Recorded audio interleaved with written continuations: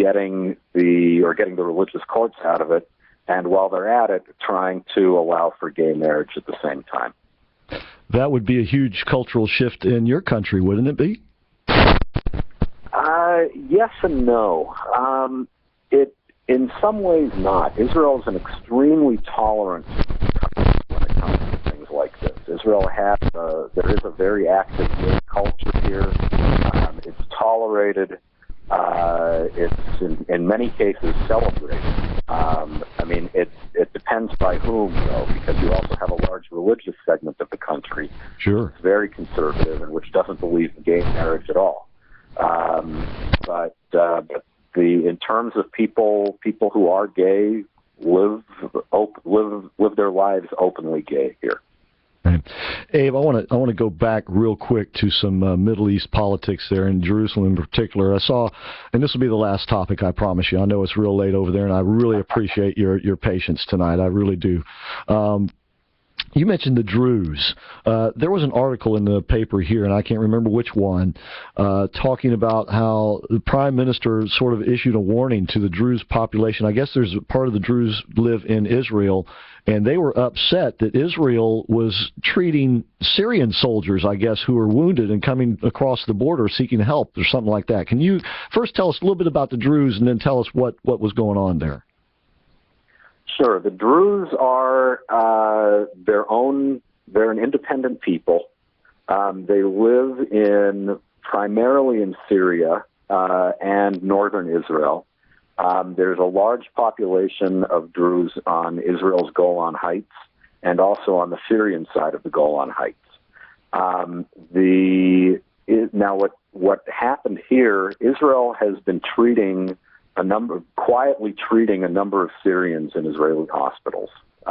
They apparently have treated over 1,000 Syrians. A lot of those are Syrian fighters, are rebel fighters.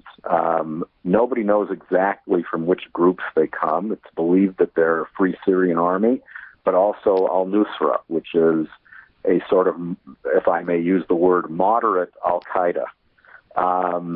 And what happened with the Druze, everything was okay with the Druze until there was a small massacre believed to be al-Nusra in Syria, believed to have been carried out by al-Nusra troops against the Druze. So when an ambulance was transporting a couple of Syrian fighters to an Israeli hospital, the Israeli Druze, who were very upset about this, rightfully upset about this massacre, attacked the ambulance, blocked the ambulance, actually killed the Syrians who were inside, and several of them have been arrested so far. But this is not, from Israel's standpoint, this is not the way you do things. And the Prime Minister put his foot down and basically said this sort of thing is not going to happen in Israel. We don't lynch. That's not the way, even if you're upset about something, that's not the way you handle it. So I think that everything is going to get settled down.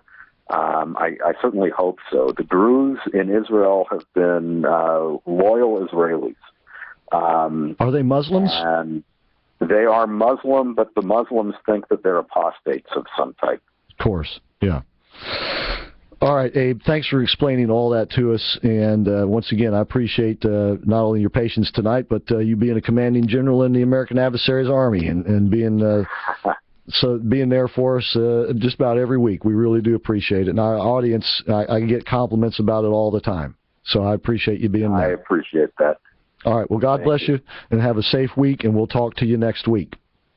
Okay. All right. Thank you. All right. Thank you, sir.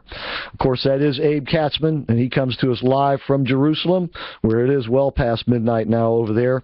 And if you want to find his work, he's a great columnist. Go to abekatzman.com. That's Katzman with an S.